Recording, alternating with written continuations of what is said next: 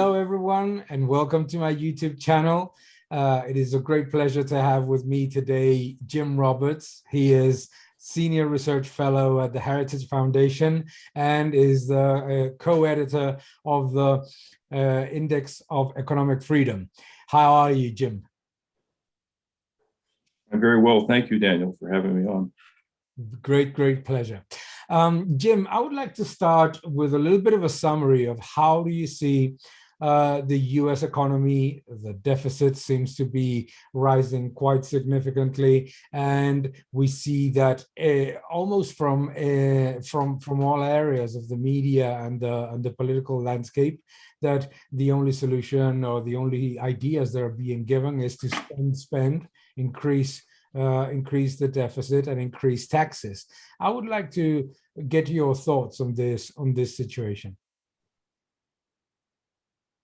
Well, thanks. Yeah, of course, the COVID pandemic has just flipped everything upside down around the world, including in the United States, maybe especially in a way. But there was little appetite for fiscal discipline going back for actually almost decades. But it's been the problem that the U.S. printed the world reserve currency and could keep deficit spending because people kept buying our debt and still do. But the question will be whether there could be probably a small probability, but there could be an outbreak of hyperinflation in this country if things continue.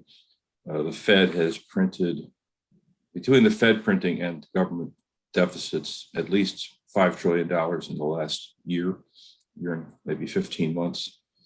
And that is now showing up as inflation in the US, not in the official figures, not even the energy and food aside. It's not completely crept in yet to the kind of inflation measures that were captured in the 1970s in the United States. But what we see is a huge ballooning of asset prices, especially real estate right now, with the Fed continuing to print and backing basically through Fannie Mae and Freddie Mac mortgages at very low rates. People are almost in a panic to buy, and other people are afraid to sell because they don't know where they're going to live. Because if you sell your house, you're going to have to pay a huge premium to get another house. So, and because of other ill thought out policies going back to the 2008 crash, when some people mistakenly thought that the cause was too much building, there has been a shortage of housing available for a long time. And now that the millennial generation is having children, and especially with the pandemic, having convinced people that they want to get out of the cities and get out into the suburbs, just as their baby boomer parents did many years ago. It is all combined to push real estate much higher. And since people have been sitting at home in the US for the last year, they've been doing home renovation projects. All of that has all pushed commodity prices up, especially lumber, copper, other commodities now, platinum. So you've got that going on in terms of asset inflation, and you have this mindless continuance to spend, and it's on both sides of the political aisle in the U.S.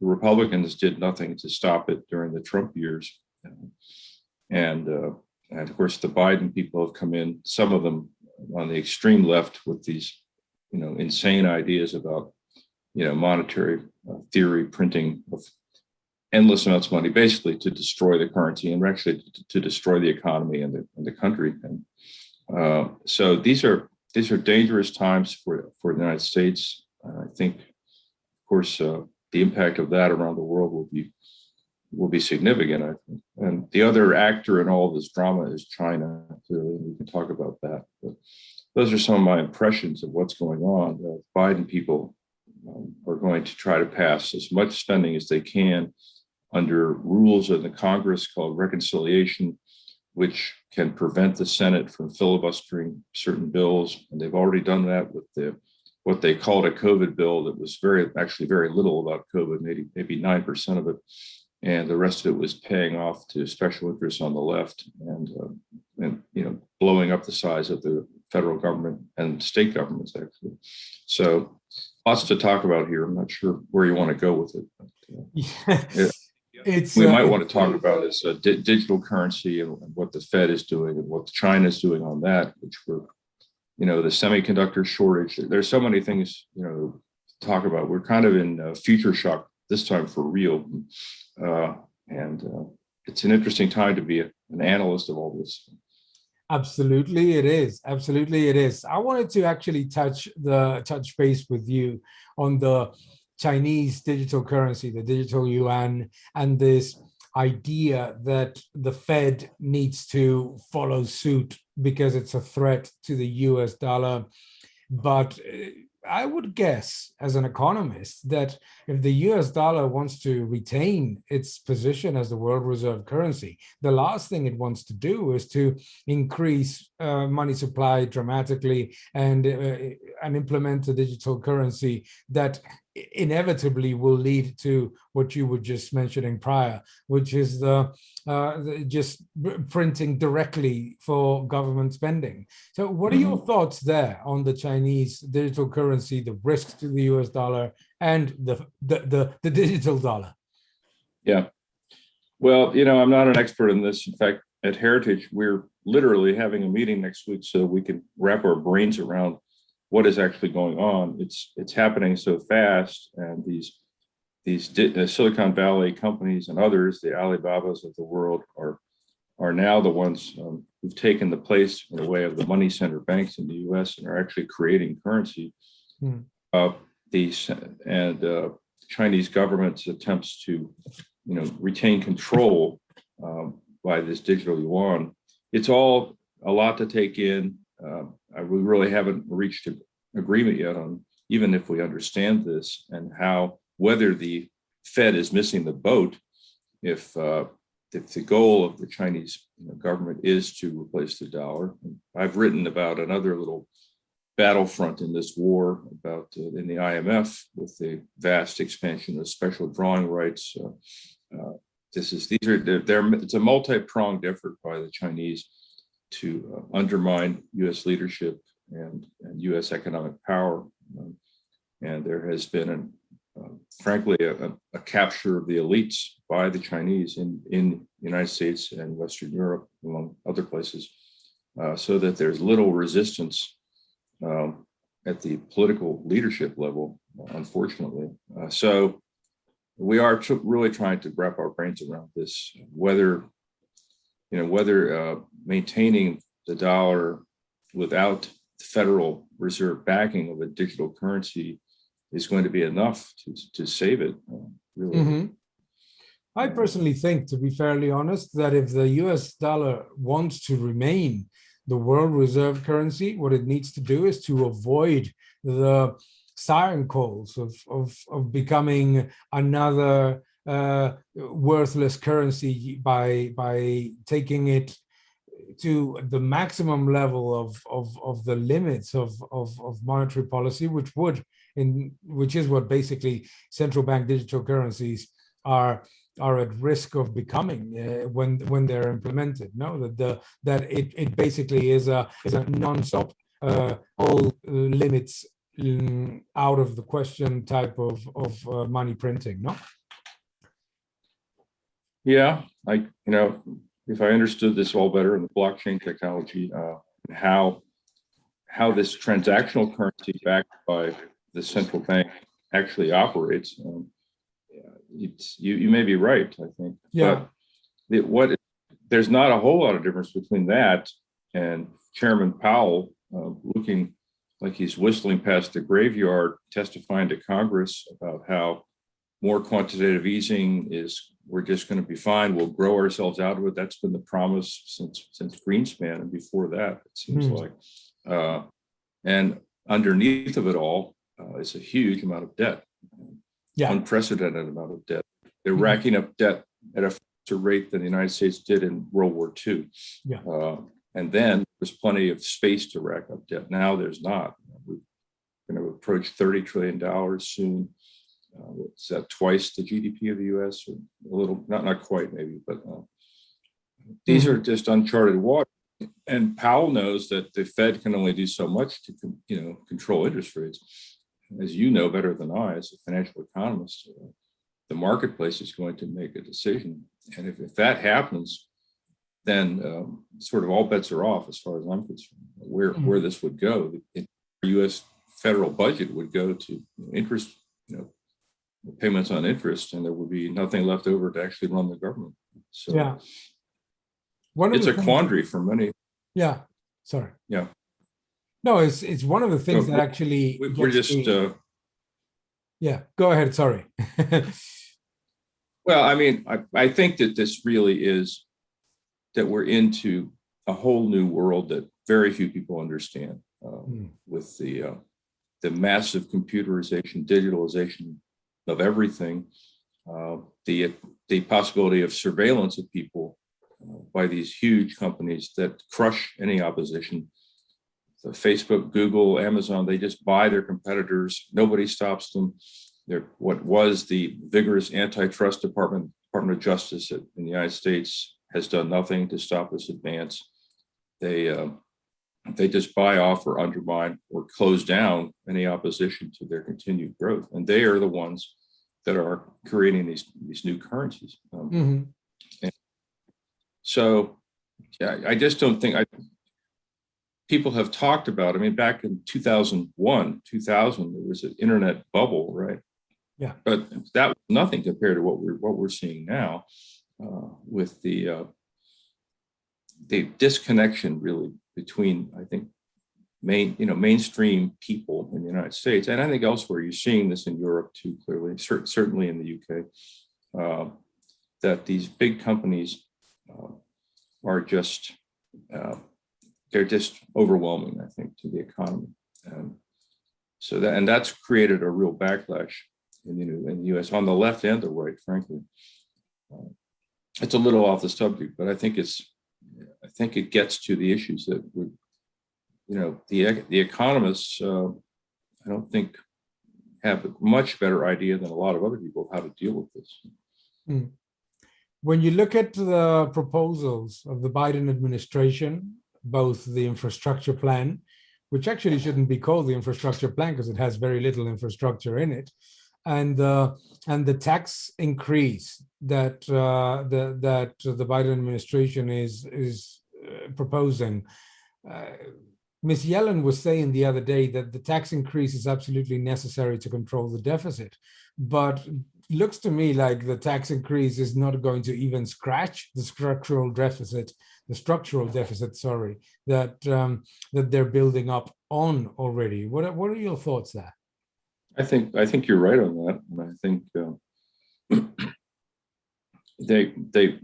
I think on the left, the kind of the mainstream left that Biden represents, they're still using a playbook from the 80s, the 90s. I mean, they're in as much of a quandary, and they're as much in the dark as everybody else. So they're just reverting their muscle memory.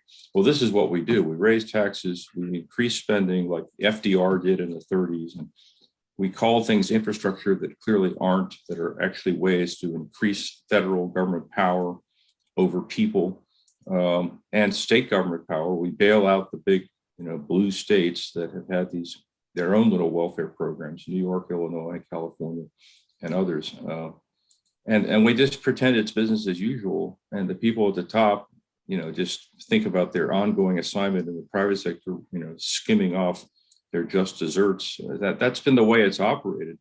And it's not, I don't think it can operate that way anymore. But then you have the extreme left now having a very, very serious policy influence in the Biden administration. I mean, they keep calling it Biden-Harris, and Harris was the most extreme left senator in the US Senate.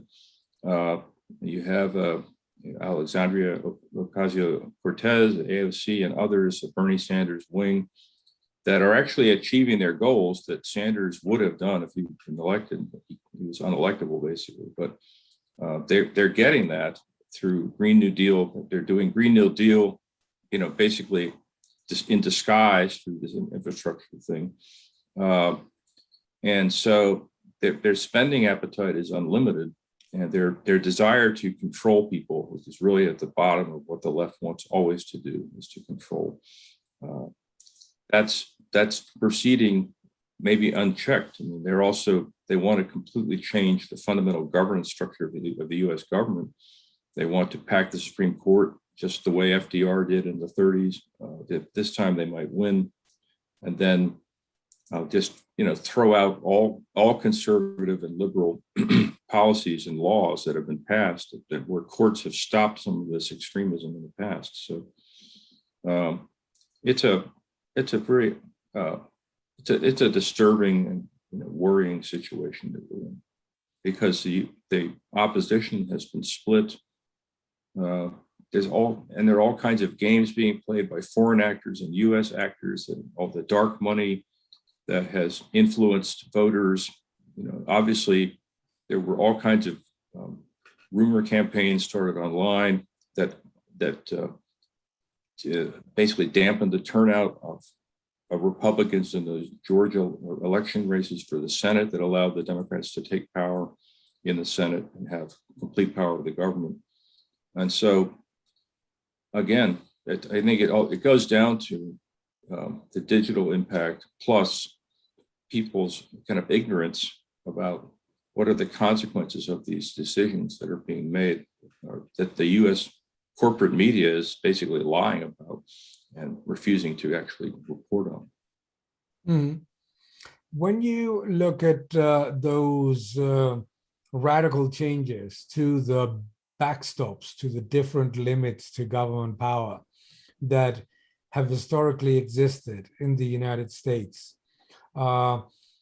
what do you think are the implications in terms of the index of economic freedom, and in terms of the position of the United States as a key receptor of investment capital?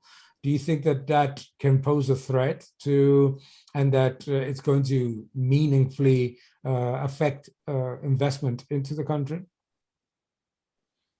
Well, they haven't been in office long enough to do any serious damage yet. So in terms of our investment climate, well, certainly the big tax increases would be part of it, and other willy-nilly, unpredictable controls on that are rooted in ideology that are unpredictable, that would certainly affect the investment climate. I mean, the whole index of economic freedom has been affected worldwide by the debt. We could talk about that at the end here, but you just had today the government of Canada reacting with outrage at the decision of a far-left governor of Michigan, Democrat Whitmer, to stop a pipeline that has taken crude and propane from Alberta through Michigan to Ontario and Quebec, and she just willy-nilly stopped it. It's a 70-year-old pipeline that Canada's economy is very dependent on. But because of extreme environmentalists in the Democratic Party, she wants to, look like a hero to them, and she could care less about the impact on Canada's economy and the U.S. because it serves the whole network of pipelines in the U.S. They already canceled the Keystone Pipeline on the first day they took office, which was a real slap in the face of their supposed friend, Justin Trudeau. So this is another egregious step in that direction. And that's just one example of the kinds of unpredictable acts that these leftists can take in the U.S. government that will affect investment climate. I mean, we could talk about protectionism too. That's obviously. Oh, absolutely. Yeah, please go ahead. Yes. Well, there again, you have to look at China and China versus the world. You have the same problem in Europe. And so there's that in the backdrop. And then there's kind of the classic, liberal analysis that indicates that free trade, rises all boats, sort of. But that's the presumption of the whole World Trade Organization setup, was that you wouldn't have a monstrous government, incredibly powerful, incredibly wealthy, gaming the system, manipulating countries against each other, and then going in and cleaning out competition in the manufacturing sector, among others. That was not anything I don't think the people at Bretton Woods could even conceive of, and that's what we have now. So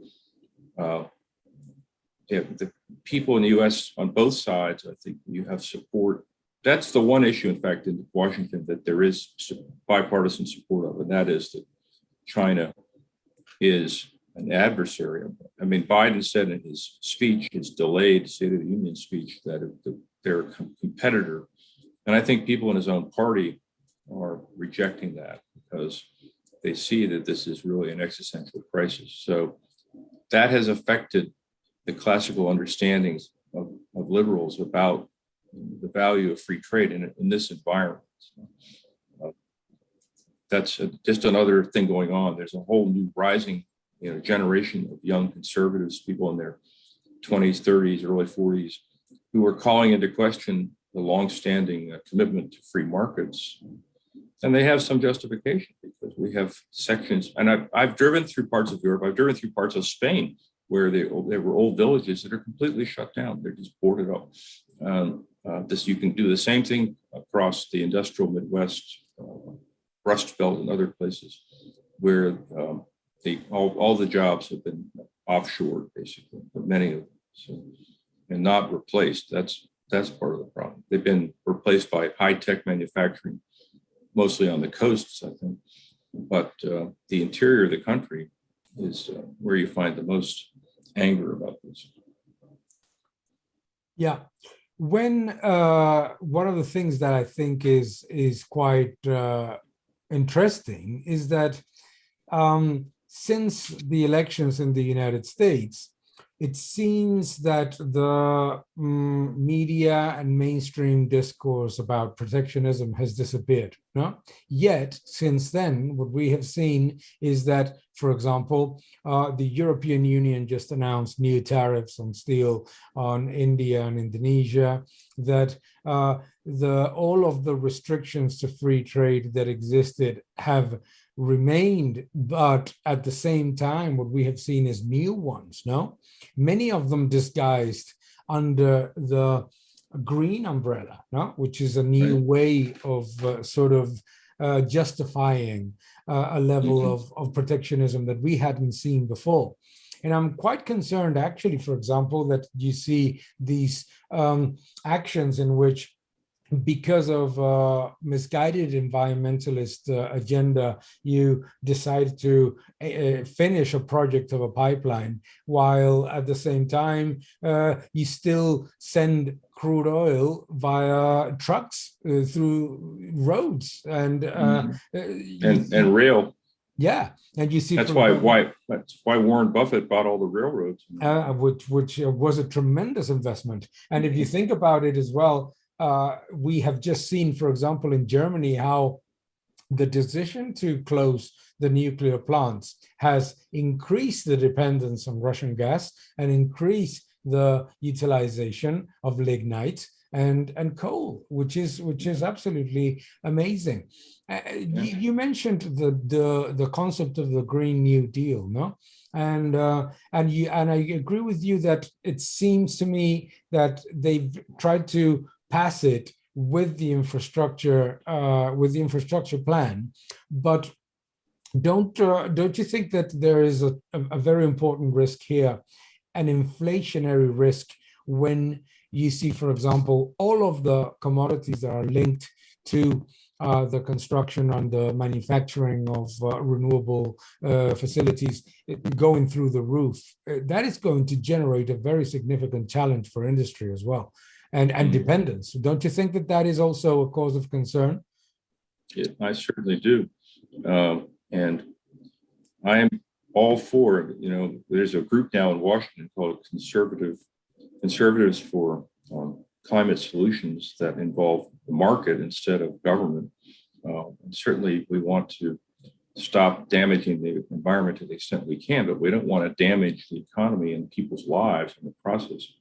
And you're right, the nuclear power position of the left in Europe and the US is not sustainable. It's not understandable. It to the fact that this is about ideology. This is about reordering the lives of people and societies, using energy as the excuse, and pollution controls to make changes that are far beyond the remit of any kind of legislation like that, and just an excuse. But and that gets to another issue, which is the rare earth metals that China has carefully over the last 20 years taken more and more control over in the world. And the semiconductor crisis that we're in, that's, I guess, somewhat unrelated, although you have the drought in Taiwan. Where did the drought come from? Can you blame hydrocarbons for that? It's just, you don't know where to draw the line. Yeah.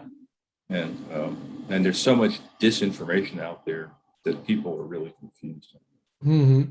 I think the Green New Deal is a really pernicious effort. Mm-hmm. Well, one of the things that we have seen from a very, very similar plan and a very similar structure of the new Green Deal that was implemented in the Eurozone was that it massively increased the energy bills of households, whilst making very little changes to the reduction in CO2 emissions. So I come back to what you just mentioned, is that we're all interested in taking care of the environment, and we think that it's important to have an energy transition that has the word competitiveness and the word economically realistic in it. No, so that the transition does not destroy jobs and destroy the disposable income of families. And a point you mentioned before, the tax increases. The United States would go under the Biden proposal to have the largest, the highest marginal tax, corporate tax rate in the OECD. And Yellen is calling for a minimum global corporate tax. What are your thoughts there? Yeah, I mean, Yellen is in her 70s, and we talked about how these people in power, Biden is pushing 80. These people are just, regressing or returning to their ideological roots. I mean, their intellectual roots, I think you would have to say, about taxation. And people know now that the big corporations aren't going to be the last people to pay these taxes. They're going to find a way not to. And the taxes will land on upper middle class, on middle class, small business, small and medium, maybe business owners, not on these giant corporations. And the OECD, I've written quite a bit about OECD, and I worked there 25 years ago. That is a group that just wants to, they want to raise taxes, and they especially want to collect them, and they want private, they want the information of tax information of private U.S. citizens and companies, and everywhere else in the world too. I mean, Brussels always has an appetite for raising and collecting taxes, as you know, and the same thing now in Washington with the Democrats. So, I think that she says it's kind of predictable, basically, that she would do that. But I mean, I went to the OECD a couple of years ago to have some discussions and meetings, and they basically said, well, we're still under the U.S. policy that was dictated by the Obama administration. They almost as much as said, and these are the career civil servants, that anything the Trump administration has done really isn't, that's just, we're not going to take it seriously. And now they've got their preferred party back in power, and they can continue. OECD, as you know, has gotten very aggressively radical on environment and certainly on taxation. They never look at how you could cut taxes, how you could streamline. They don't do studies about how to do things smarter. They just want, and I think the Green New Deal is an example. I mean, the Paris Climate Agreement, that's just creating bureaucratic jobs in Paris and elsewhere. And that's just old school. There's nothing new about it except that they've changed the terminology. Mhm. So yeah, it's unfortunate, and I don't know how far that'll get. Those sorts of issues, when they get pushed too far, start to find a weakening support among more moderate Democrats in the U.S. Congress. So I think there's only so far that they'll go to push the higher taxation in the U.S., but certainly there'll be lip service to and money put forward to help the OECD achieve these goals around the world. One thing that I find fascinating is that on the one hand, they say, well, no company should be concerned about paying 28% corporate tax. Let's remember that you pay corporate taxes on the profits that you generate after paying taxes on numerous other things. No? Right. But they say no one should be worried about that, and that's not going to hurt investment or growth in the economy. Yet, let's ask for a global minimum one. Why do they ask for a global minimum one? Because they know that it hurts, and they know that there's a very significant risk of inversion deals and of capital moving to Right. other countries that are more that have more attractive taxation systems. So it's interesting, no? They say, oh, companies are fine with this, but let's put the brakes on anything, because at the same time, we know, as we saw in the first 4 years of the Obama administration, that inversion deals just go through the roof when you start to do take those measures. So I find that interesting. I don't know, would you agree with this? I said recently that the global minimum corporate tax is a protectionist measure. Because on the one hand, a country like Germany, a country like France, a country like the United States has a whole group of multinationals and very, very large corporations that, as you very well say, are not going to be affected.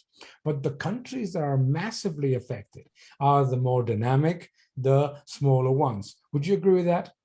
I would. I think, on my Twitter feed, I find these ads by Amazon boasting about how they're going to pay this $15 minimum wage. They are paying it. And isn't it awful? The implication is, isn't it awful? Aren't those people who aren't paying that minimum wage to their employees, aren't they deplorables? Aren't they just exploiting people? Look how virtuous we are. And the reality is that, in fact, Amazon employs many of their workers are contract workers who don't get the minimum wage. But the big companies can afford to support and virtue signal about high taxation, equality, equity for actually now, which is another pernicious subject we could talk about, but and basically harm their competitors. They're less well-funded competitors who can't afford to hire the finest law firms in Paris and Berlin and Brussels and elsewhere, London, and so it is protectionist in a way. It is just like the sort of the classic protectionism that has dominated Argentina and Brazil, where these almost like import substitution type companies that produce lower quality goods, basically, that are protected and have deals with the government in power to continue to protect. But this is on the global level. I think you're right. It's an interesting concept, actually. And certainly they want to go after the tax havens, especially, but also Ireland, which was famous for being the place where, just like Delaware, the place where these inversion deals would take place.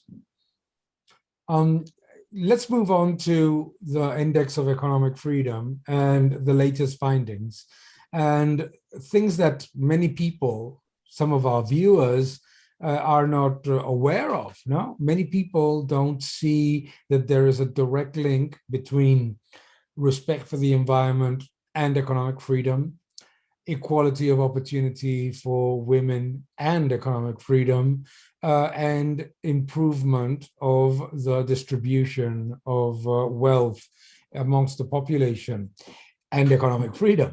I find it very, very interesting, because you in the index you show it very, very clearly. And I would like to first get your summary about the latest findings of this tremendous analysis, and obviously, and also those direct correlations with things that matter to people.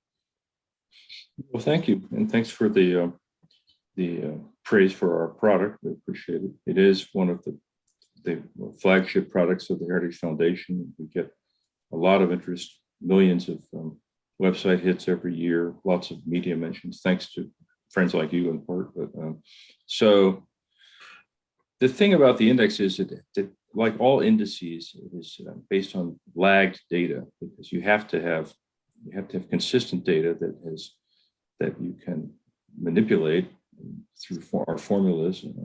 And that means that you're not capturing what's really going on at this very second. And no index can do that. But the big problem for us right now is that COVID has shut down our main data sources, which is the World Bank Doing Business Survey, the World Justice Project, the Davos, the Global Competitiveness Index, and other products of World Economic Forum, places that have produced this data based on substantial research, even if it's just survey teams. A place like Heritage can't afford to do that, and so we've had to rely on this input.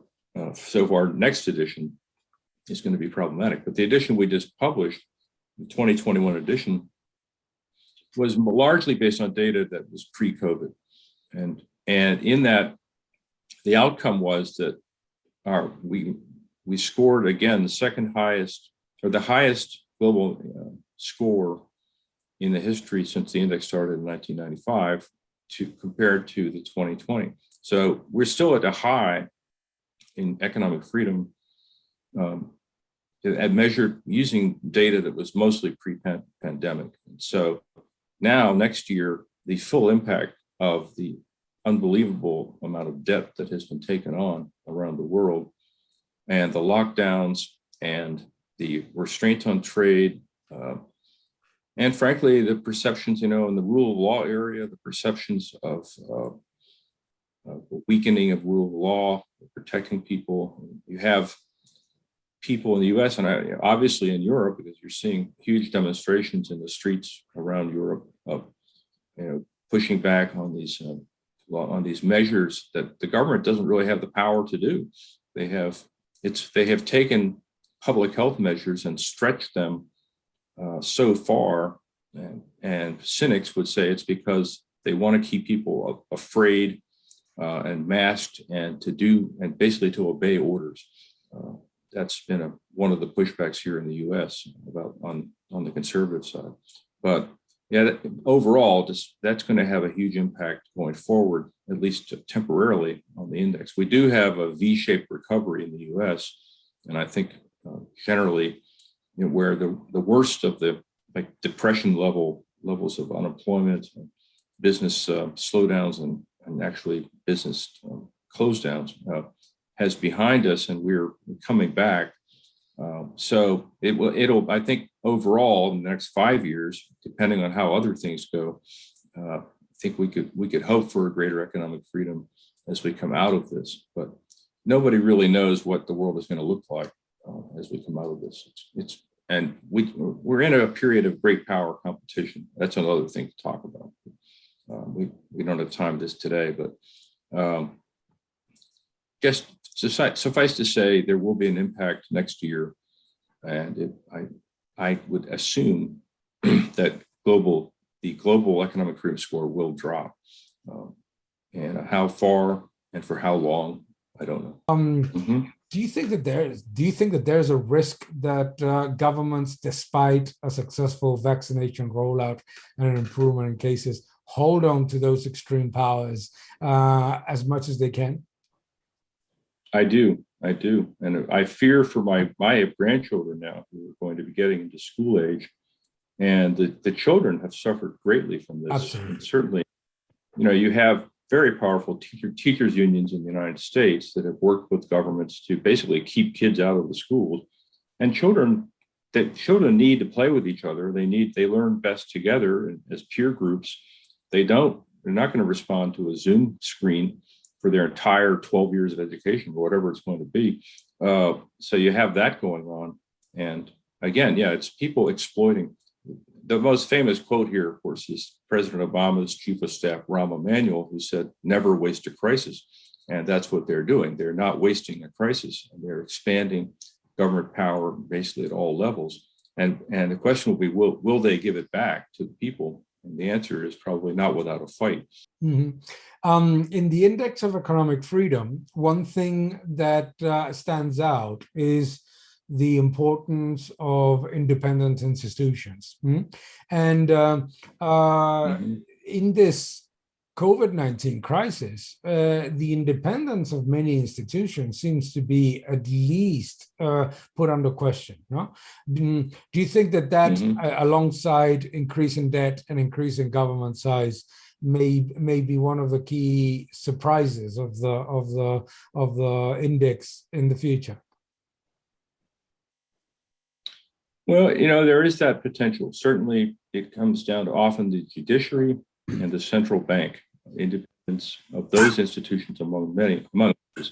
But those are very important. That the central bank is supposed to do price stability. It's not supposed to take care of the unemployment rate. And that's supposed to be done by the private sector with as little interference by government as possible. And the same with the courts. They're not supposed to kowtow to the government in power. But this effort, as I mentioned earlier, by the left in the US to take control of the courts and also they want to federalize the elections so that they can continue to take the measures that are still in great controversy in the US about what that last election really was about and what really happened. But you have the Democrat Party now trying to federalize all the 50 state election rules to their favor. I mean, I think Ted Cruz calls their proposal has some lofty patriotic name, HR 1, but Ted Cruz calls it the Corrupt Politicians Act of 2021 because it's, at the end of the day, what it is an effort to cement their power and basically prevent them from ever losing it again. And so the question will be, though, the younger generation coming up, if they see this, if they see what's going on, can they push back armed with arguments and with enough political power to stop these egregious actions? Absolutely. I come back to everyone that is watching. You have all of the details of the Index of Economic Freedom and the latest edition in the description of the video below, so don't miss that one. And Jim, it's been a great conversation. I think we could spend quite a few hours, you and I, talking about the different challenges of the economy. What I definitely recommend for everyone is to follow you on social media. We will also leave your details in the description of the video. And thank you very much for your great work. It's and the Heritage Foundation's fantastic work. It's been a fantastic conversation. Thank you very much. Thank you, Daniel. Best wishes, and look forward to seeing you again soon in person, we hope. That's what we have to do. Go back to seeing each other in person. Right. Have a great day. Thank you. Thank you for watching this video. Please subscribe to my channel, like my videos, leave your comments below, and keep defending freedom. Thank you very much.